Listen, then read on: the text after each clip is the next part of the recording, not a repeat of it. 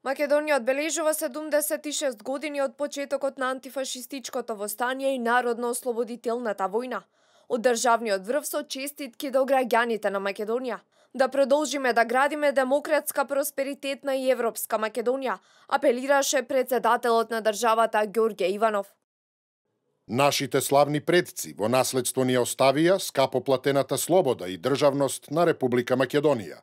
Наша должност е да ја сакаме, чуваме и унапредуваме, за да им ја предадеме на нашите потомци. Затоа да останеме верни на македонската традиција на соживот и почитување на различноста. Да продолжиме да градиме демократска, просперитетна и европска Република Македонија. Во својата честитка, собранискиот спикер потсети на храброста и истрајноста на борците кои пред 76 години си го дадоа својот живот за слободна Македонија. Македонија е слободна и почитувана земја која чекори по патот на евроатлантските интеграции, кои се стратешка определба и врвен приоритет во развојот на нашата држава.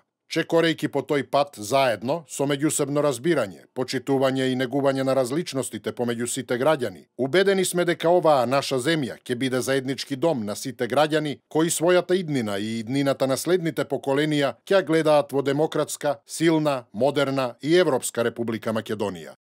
Празнувањето на големите датуми и оддавањето на чест на сите наши претходници, вградени во државноста и во слободата на Македонија, е само мал дел од нашата должност кон достојното минато.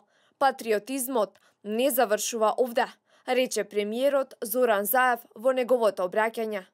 Семето на злото, што го посеја фашистичките сили низ целиот свет, наместо плодови на злото, роди фиданки на слободата, кои набргу се обединија во глобална антифашистичка борба за да се создаде нов поредок на демократијата и на слободни нации. Во борбата за победа над фашизмот, Македонија даде над 24.000 жртви, потсети генерал Мајор Рацај. Избирајќи го вистинскиот пат, онако како што тоа го направија борците во Народно-ослободителната војна, оваа генерација заслужува да биде дел од Европа и дел од прогресивниот и напреден свет како земја со демократски и економски просперитет. Традиционално, по повод денот на востанието беше врачена и државната награда 11 октомври.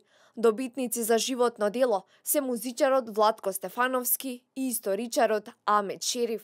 Неверојатно е како тоа хоби во моите тинејџерски години, подоцна професија, цел живот обсесија, како ме донесе до тоа едно хоби кое тогаш служеше да ги вознемирува соседите од големата бучава, се претвори во нешто достојно за добивање на наградата и достојно за овој ден. На денешен ден во 1941 година, со нападот на првиот прилепски партизански одред врз бугарскиот полициски участок, почна народно-ослободителната борба. Следниот ден на 12 октомври, оружјето го крена и партизаните од Кумановскиот одред, со што Македонија стана дел од големата антифашистичка коалиција.